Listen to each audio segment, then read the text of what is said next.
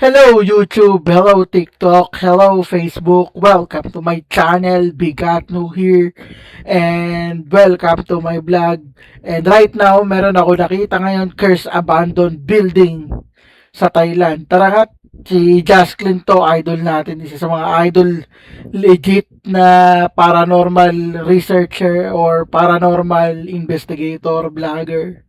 Tara, tirahin natin to bago pa tirahin ni Boss Rino. Charot. Rolling cam. Check mic. Tara na. Madilim na kanto. Sumama ka. Biga nyo sa screen. Sabay sigaw. Kung mahina lobot mo, back out now. Hey! Door crack, slow, pan-ilaw pula. Comment section bro. Huwag kang pumasok dyan. Ha! Sa likod may anino. Frame 1 to 2. Pause, zooming in. Nakita mo? Mamalon yung chat, puro lods naman. May kumalabog sa taas, walang kasama dyan. Huminga ng malalim, sige push pa rin. Kapag trending sulit, bawat kilig at kilabutan. Di ano reaction, multo edition. Sumigaw buong bahay, full transmission. Kung kinilabutan ka, click subscription. Rewind, rewind, para sa apparition.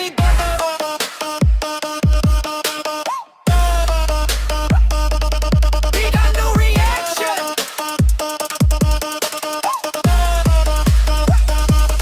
Bigyan no reaction. Multo edition. Slow-mo, zooming fan, 5-frame vision. Pag may dumaan sa likod at confirmation. Comment, ibig nakita ko, full conviction. Guys, pakinggan nyo to, sabay kahit sa headset. May boses na pabulong riot. Thermocam sa hole, malamig na spot. Kung may nandyan, pakigalaw ng upuan shot. Lights flick, jump cut, sabay tawa pilit. Okay pa ako guys, promise, legit. Pero puso rumaraga sa views sa isip. Next clip, mas wild, wag kayong aalis. No reaction, multo edition. Sumigaw buong bahay, full transmission. Kung kinilabutan ka, click subscription. Rewind, rewind, para sa apparition. Ano daw? Cursed abandoned building sa Thailand.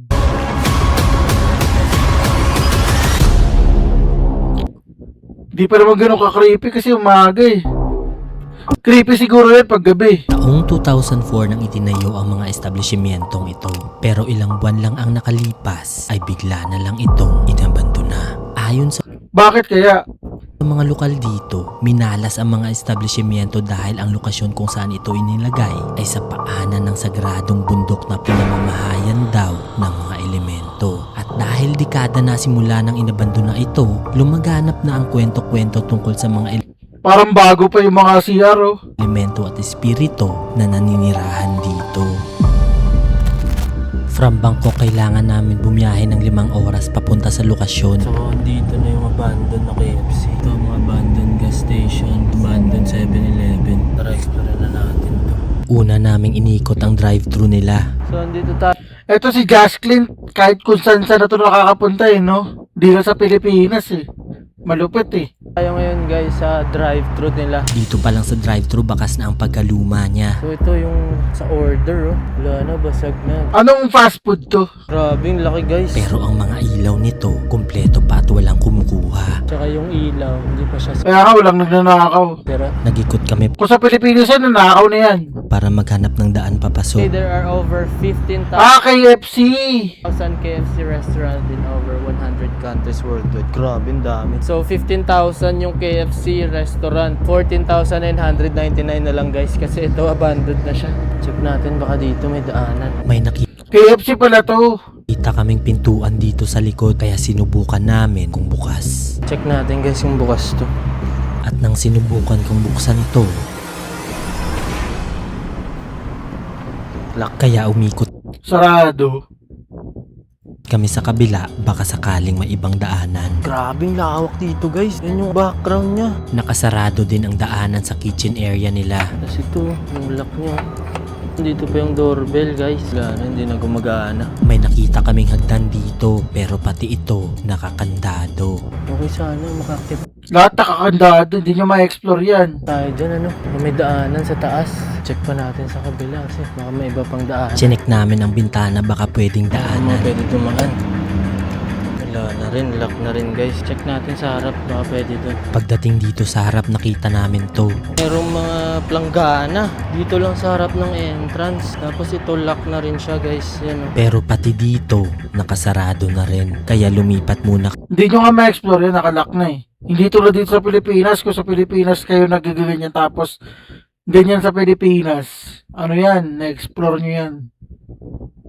kami para tingnan ang iba pang establishmento na katabi. Ito may ano, may bukas. Tara. Tayo dandahan lang kasi medyo mahaba na yung mga damo. Kailangan namin magdahan-dahan dahil madamo at baka may ahas sa paligid nito. Yun oh. Oo, okay. Ayan yung nakakatakot sa mga exploration eh, no? Yung ahas.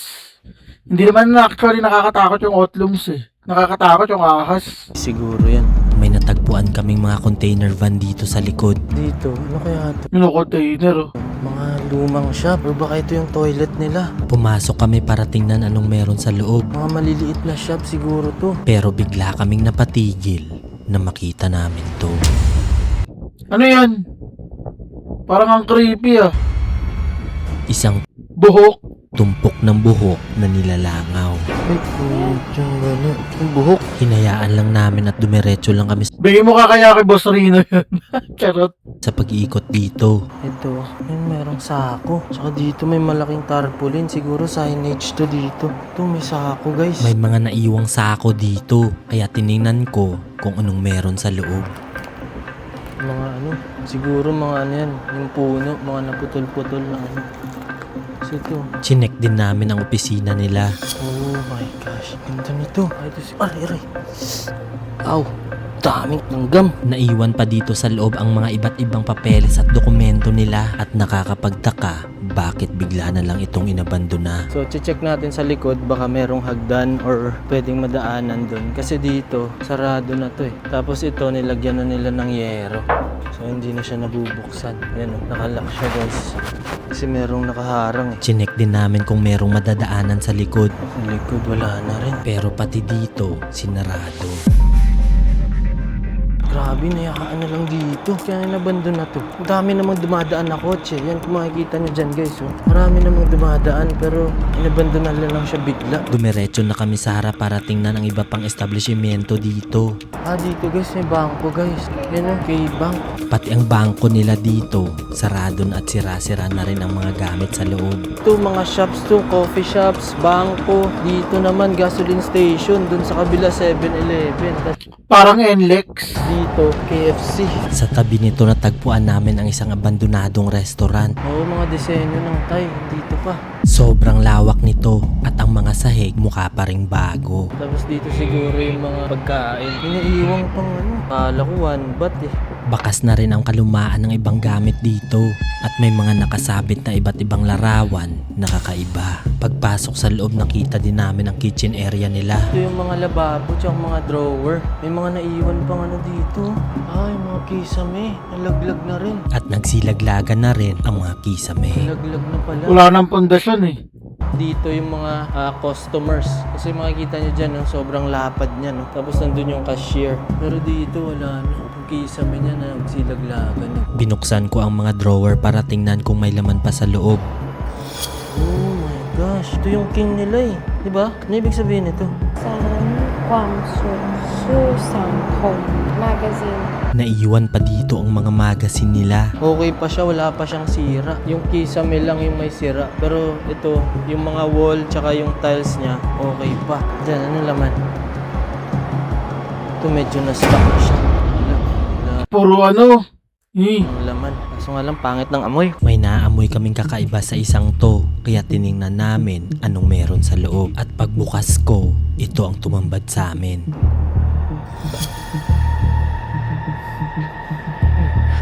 Yan. What the heck? Baho. Parang pusa. Patay na pusa. Tara. pangit ang amoy. Kaya lumipat kami agad para tingnan ng coffee shop. Hindi ko alam kung ano yung meron sa loob pero amoy patay na pusa. Pati ang isa sa pinakasikat na brand ng coffee shop nila dito, hindi rin nakaligtas at naiwang abandonado. Ito yung Cafe Amazon na parang Starbucks dito sa Thailand pero mas mura siya. Pero ang sarap. Masarap talaga. Masarap to no kaysa dun sa Starbucks. Nakapadlock na rin ang pintuan nito pero makikita sa loob ang mga ibang gamit na naiwan na lang nila. At nakakapagtaka bakit bigla itong inabandona. Pero bakit ganun? Wala nang natira. Hinayaan na lang guys. Kaya nga sayang Dito yung building. matatagpuan ang CR nila. Sayang yung building. Kung yung toilet nila guys. Check natin tara. Dito may nakalagay pero di na namin mabasa. Check lang natin kung anong meron sa loob. At ganito ang itsura niya sa loob. Halos lahat nakalak na siya. Medyo bago pa ang mga pintura nito pero halos lahat nakasarado. Wala na. Ay, ito, bukas. Oh my gosh. Diyan pa yung ano niya, bowl niya. At yung mga tiles nito mukha pa ring bago. Abandon na talaga siya. Okay pa ang mga inodoro pati mga lababo nila. Kahit isang basag wala kang makikita. Medyo bago pa siya, wala pa siyang sira. Wala lang yung gripo niya. Yan, tinanggal na nila oh. Habang nag-iikot may napansin kaming kakaiba dito. Ito yung mga urinals nila para sa mga lalaki. Pero bagong-bago pa siya. Sa labas nakalagay ang mga ito at hinahayaan lang nila kahit yung iba mukha pa ring bago. Biruin mo, sayang to no. Nayaan lang dito. May ilang Kaya nga oh.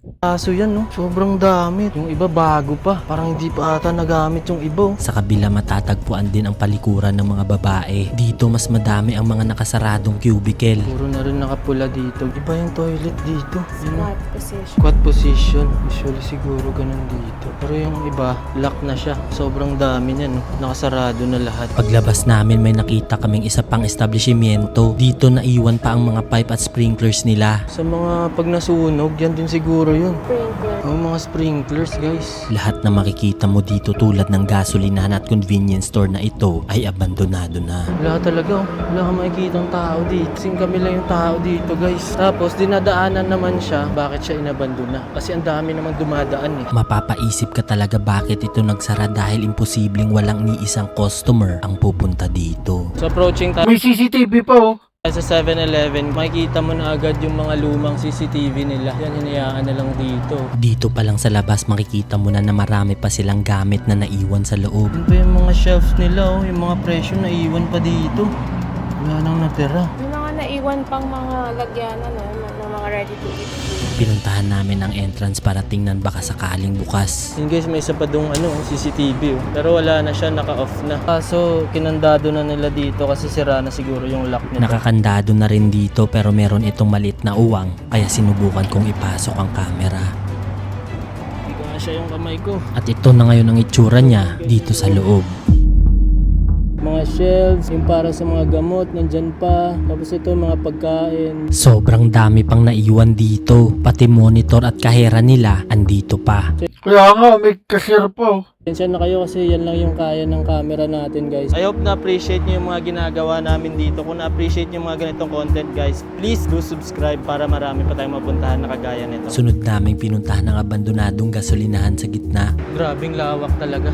Kami lang yung tao dito guys. Oh my gosh. Dito naiwan pa ang mga maliliit na kwarto ng mga kahera. Pero ang mga lalagyan ng gasolina, wala na. Dito nilalagay yung stall ng gasolina. Ito yung mga brand oh. Yung uri ng gasolina. Ito siya guys, yung 95, 91, tsaka yung diesel. First time kong makikita ang loob nito at nakakamangha ang disenyo kung paano ito gumagana. Akala ko dati yung tubo diretso na yun sa lupa eh. Marami pa palang pipe guys. Iba-iba siya. So hindi lang basta-basta. Konektado din to doon sa kabila. So kakaiba pala yung disenyo talaga ng mga gasolinahan. No? Hindi siya basta-basta. Chinek namin ang maliliit na kwarto ng kahera para tingnan anong meron sa loob nito. Kasi curious din ako dati kung ano yung mga nasa loob ng cashier ng gasolinahan. Bukas ang mga bintana nito at may mga gamit na naiwan sa loob. Dito pa may mga banig. Ano pa meron dyan? Banig, tapos may baso. Tsaka mga gamit nila dati. Meron pang mga plastic dun, no? Sinubukan kong pumasok para makita ito ng malapitan. Mga panlinis. So ito yung siguro yung mga ginagamit nila pag nililinis yung kotse. Kasi ito may mga black bag dito. Ay hindi, siyang may laman sa loob. Siguro mga... Baka yun yung sa resibo.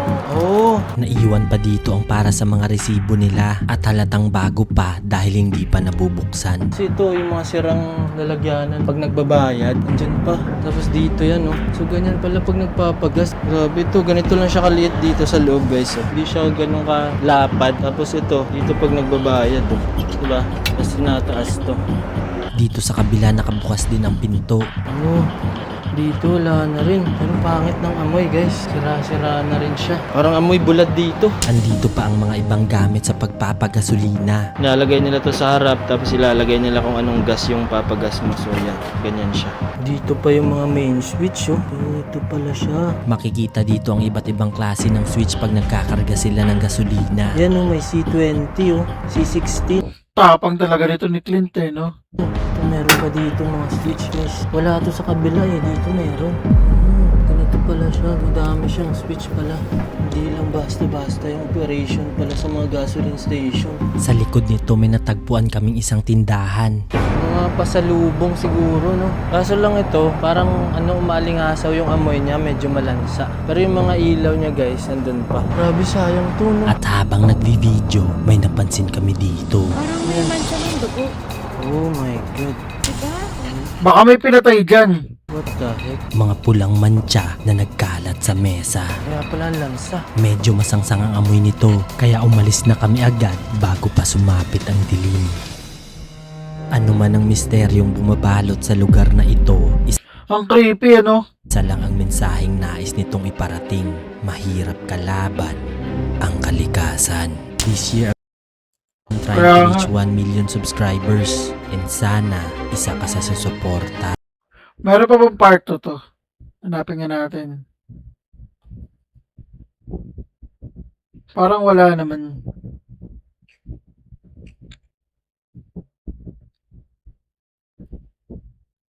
Hanap tayo ng iba. Teka lang guys ah. Rolling cam. Check mic. Tara na. Madilim na kanto. Sumama ka. Biga nyo sa screen. Sabay sigaw. Kung mahina lobot mo, back out now. Hey! Door, crack, slow, pan-ilaw pula. Comment section bro. Huwag kang pumasok dyan. Ha! Sa likod may anino. Frame 1 to 2.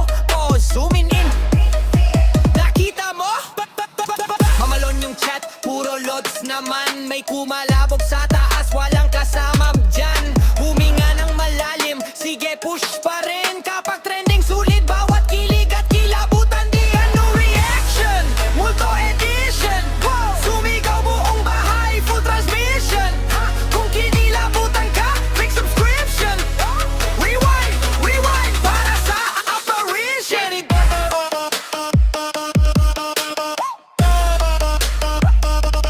Big ano reaction.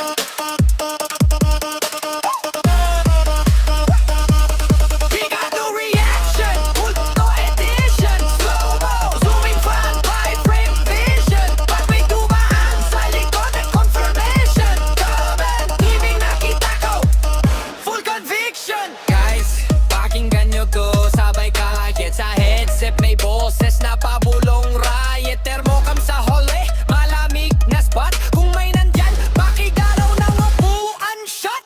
Lights flick, jump cut, sabay tawa pilit. Okay pa ako guys, promise, legit. Pero puso rumaraga sa views.